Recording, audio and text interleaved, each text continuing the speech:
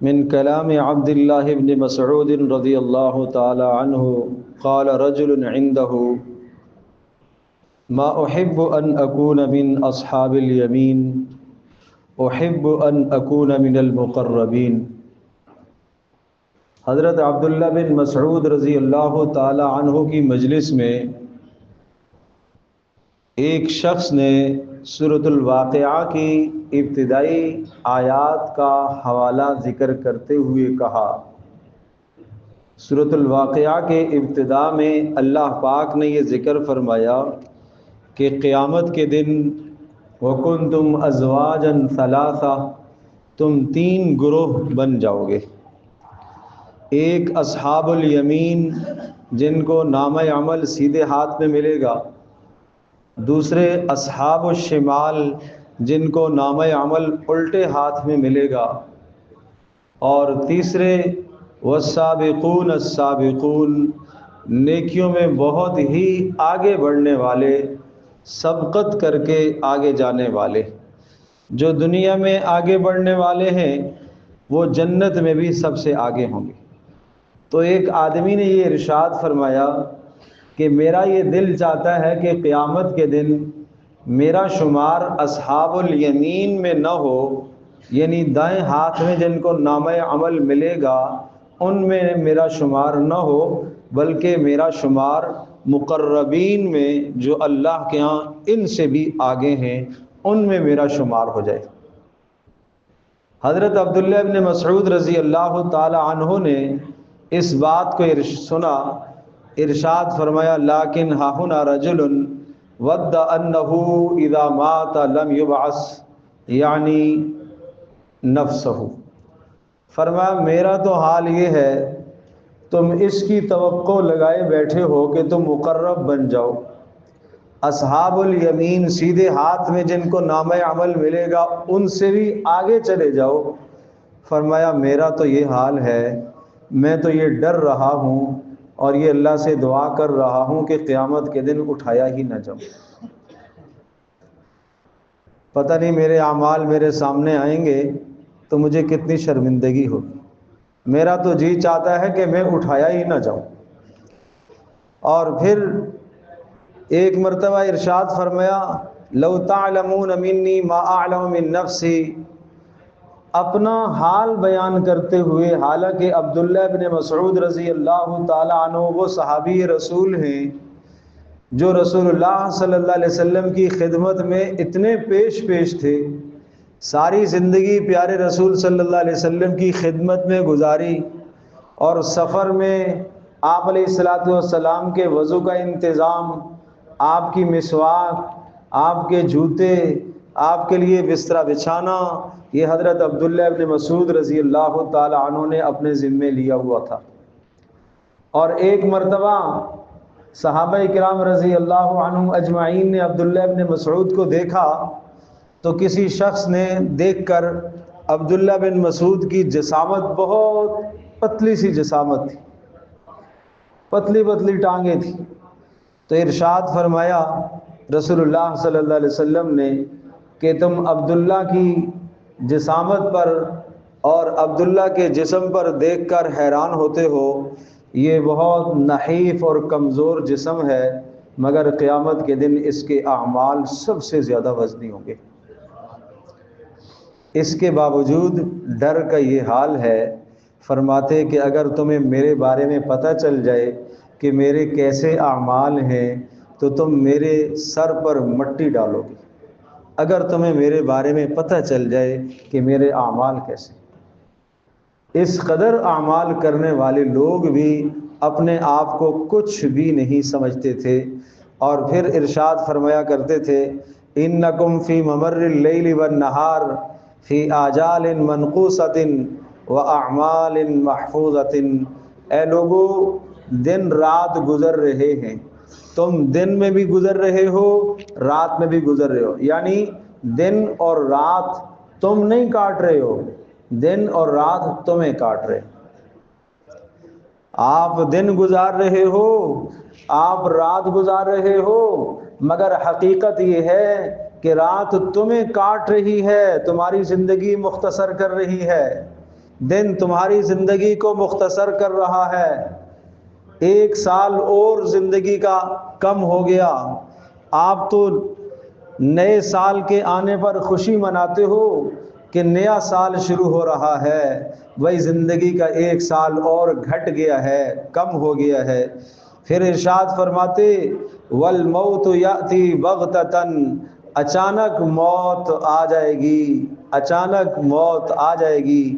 فمن زرع خیراً فیوشک ان یحصد رغبتاً، فرمایا جو آدمی اس دنیا میں خیر کو بوئے گا وہ قیامت کے دن خیر ہی کو کاٹے گا، یعنی جو نیکی کو اس دنیا میں کمائے گا قیامت کے دن اس نیکی کا بدلہ پائے گا۔ اور ومن زرع شرًا، اور جو اس دنیا میں برائی کا بیج ڈالے گا قیامت کے دن اسے برائی کا بیج اور ثمرہ اور پھل ملے گا۔ وَلِكُلِّ زَارِعٍ مِثْلُ مَا زَرَعَ، اور فرمایا ہر بیج ڈالنے والے کے لیے وہی چیز ہوا کرتی ہے، وہی ثمرہ اسے ملا کرتا ہے جو اس نے بیج ڈالا ہے۔ تو ہمیں اپنی زندگی پر غور کرنا چاہیے کہ ہم کیا اس دنیا میں بو رہے ہیں، ہم کس چیز کا بیج ڈال رہے ہیں۔ اگر خیر کا بیج ڈال رہے ہیں تو کل قیامت کے دن یہ خیر ہم پائیں گے اور خیر کا ثمرہ ہمیں حاصل ہوگا، اور اگر شر کا بیج ہم ڈال رہے ہیں تو اس شر کا ثمرہ اور شر کی برائی بھی ہمیں حاصل ہوگی۔ اللہ ہم سب کی حفاظت فرمائے اور اللہ تبارک تعالی خیر والا معاملہ فرمائے۔ ارشاد فرمایا کرتے تھے 2 چیزیں اللہ کی قسم جن کو تم ناپسند کرتے ہو، الموت والفقر، موت اور فقر، یہ دونوں کی دونوں چیزیں تم ناپسند کرتے ہو۔ وَأَيْمُ اللَّهِ إِنْ هُوَ إِلَّا الْغِنَى وَالْفَقْرُ، پھر کہا کرتے تھے کہ اللہ کی قسم یہ جو موت اور فقر تم ناپسند کرتے ہو اس میں تمہارے لیے خیر ہی خیر۔ فقر میں خیر کیسے ہے؟ حساب کتاب کم دینا پڑے گا۔ موت میں خیر کیسے ہے؟ اللہ سے ملاقات کا ذریعہ ہے، اللہ پاک سے ملاقات کا ذریعہ ہے۔ اس لیے فرمایا اگر فقر آ جائے، فقر تنگ دستی آ جائے تو بھی مومن کے لیے خیر ہے، اور اگر موت آ جائے تو اس میں بھی مومن کے لیے خیر ہی خیر ہے، اللہ کے یہاں اس کے لیے اجر ہی اجر ہے۔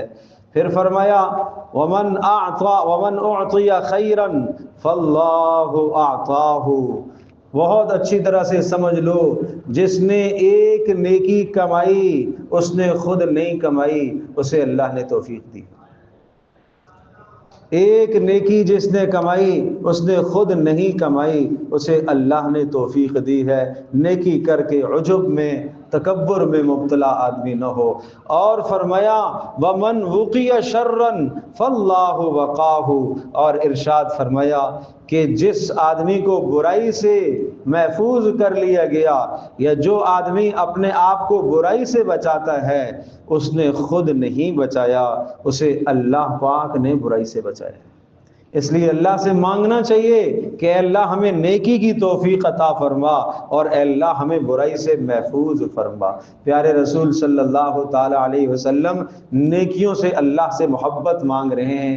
اللہم انی اسألک حبک وحب من یحبک وحب عمل یقربنا الی حبک، اے اللہ میں تجھ سے تیری محبت مانگتا ہوں، اے اللہ اس شخص کی محبت مانگتا ہوں جو آپ سے محبت کرے، اے اللہ ایسے عمل کی محبت مانگتا ہوں جو عمل مجھے تیرے قریب کر دے، ایسا عمل جو تیری محبت کے مجھے قریب کر دے۔ اللہ اکبر۔ اس طرح سے زندگیاں ان لوگوں کی گزری ہیں، اتنے سارے اعمال کر کے بھی اس کے باوجود بھی ڈر رکھتے تھے۔ اور ایک ارشاد فرمایا انکم ترون الکافر من اصح الناس جسما وامرضه قلبا، فرمایا سوچ سن لو، کافر اس دنیا میں تمہیں تندرست نظر آتا ہے، اچھا نظر آتا ہے، مگر اس کا دل تو مرا ہوا ہے، اس کا دل تو مرا ہوا ہے۔ اور مومن تمہیں نظر آتا ہے جسمانی اعتبار سے کمزور نظر آتا ہے، مگر اس کا دل زندہ ہے، مومن کا دل زندہ ہے۔ اور پھر ارشاد فرمایا کہ اللہ کی قسم لو مرضت قلوبکم وصحت اجسامکم، اللہ کی قسم اگر تمہارے دل مردہ ہو جائیں اور تمہارے جسم 100% تندرست ہو جائیں، لکنتم اہون علی اللہ من الجعلان، تو تم اللہ کے نزدیک اتنے حقیر اور ذلیل بن جاؤ گے جیسے نجاست کے اندر گھومنے والا کیڑا ہوتا ہے۔ وہ نجاست کے اندر گھومنے والا کیڑا کتنا حقیر ہے۔ ارشاد فرمایا اگر جسمانی اعتبار سے تم درست ہوگے مگر دل تمہارے بیمار ہیں تو تمہاری حیثیت اللہ کے ہاں کچھ بھی نہیں۔ اللہ کے ہاں تمہاری حیثیت یہ ہے جیسے ایک کیڑا ہے۔ اور دل کی بیماری کیا ہے؟ حسد دل کی بیماری ہے، کینہ دل کی بیماری ہے، بغض دل کی بیماری ہے، دنیا کی محبت دل کی بیماری ہے، اللہ کی محبت سے دل کا خالی ہو جانا یہ دل کی بیماری ہے، رسول اللہ صلی اللہ علیہ وسلم کی محبت سے دل کا خالی ہو جانا یہ دل کی بیماری ہے۔ جسم تو ٹھیک ہے، جسمانی اعتبار سے تو طاقتور ہے، بالکل فٹ آدمی ہے، مگر کیا ہے؟ دل اس کا مرا ہوا ہے، دل اس کا مردہ ہے، دل اس کا مردہ ہے۔ اللہ پاک ہم سب کی حفاظت فرمائے اور اللہ پاک ہمارے دلوں کو زندہ فرمائے۔ رسول اللہ صلی اللہ علیہ وسلم نے دل کی زندگی کی کیا دعا مانگی ہے؟ اللہم اعطی نفوسنا تقواہا، اے اللہ ہمارے دلوں کو تقوی نصیب فرما۔ تقوی کا مطلب گناہوں سے بچنا، اے اللہ ہمارے دلوں کو گناہوں سے بچنے کی طاقت عطا فرما۔ وَزَكِّهَا فَأَنْتَ خَيْرُ مَنْ زَكَّاهَا، اے اللہ ہمارے دلوں کا تزکیہ فرما، ہمارے دلوں کو پاک فرما، تو بہترین پاک کرنے والا ہے۔ انت ولیہا ومولاہا، اے اللہ ہمارے دلوں کا ساتھی بھی تو ہی ہے، دلوں کو بنانے والا بھی تو ہی ہے۔ اس دل کو اے اللہ تو نے کس لیے بنایا؟ اپنی ذات کی محبت کے لیے بنایا۔ اے اللہ ہمارے دل کو اپنی ذات سے محبت کرنے والا بنا دے۔ تو یہ اللہ سے مانگا کرو، یہ اللہ سے مانگا کرو۔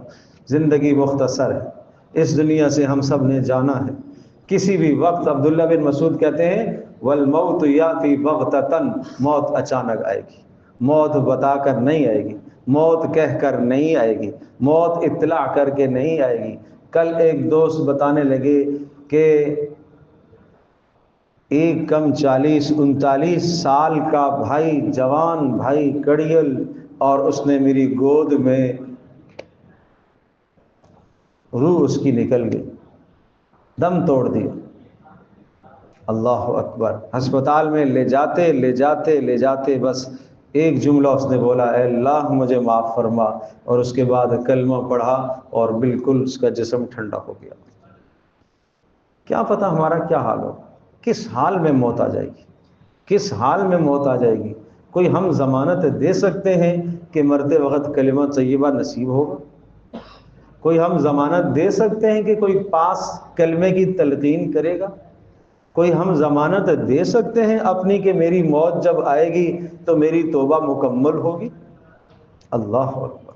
کوئی ضمانت نہیں دے سکتا، کوئی نہیں کہہ سکتا کس وقت اللہ کی طرف سے بلاوا آ جائے۔ آج ہم رات کو سوئیں گے، کوئی یہ نہیں کہہ سکتا کہ میں صبح اٹھوں، کوئی یقیناً نہیں کہہ سکتا۔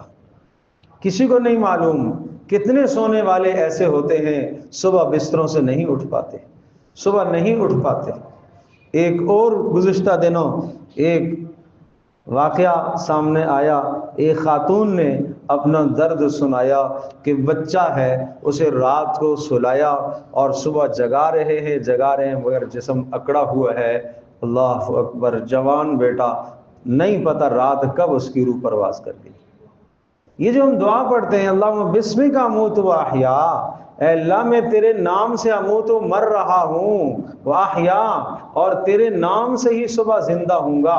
حالانکہ میں تو سو رہا ہوں اور صبح بیدار ہوں گا، یہ نہیں کہلوایا، یہ کہلوایا کہ یہ کہو اے اللہ میں تیرے نام پر مر رہا ہوں اور تیرے نام پر صبح زندہ ہوں گا، اس لیے کہ یہ میرا سونا یہ مرنے کی طرح ہے اور صبح بیدار ہونا یہ اٹھنے کی طرح ہے۔ اس لیے صبح بیدار ہوتے ہیں تو یہ دعا پڑھائی ہے، الحمدللہ الذی احیانا بعدما اماتنا والیہ النشور، ساری تعریفیں اس اللہ کے لیے جس نے ہمیں زندہ کر دیا مرنے کے بعد اور اسی ہی کی طرف لوٹ کر جانا ہے۔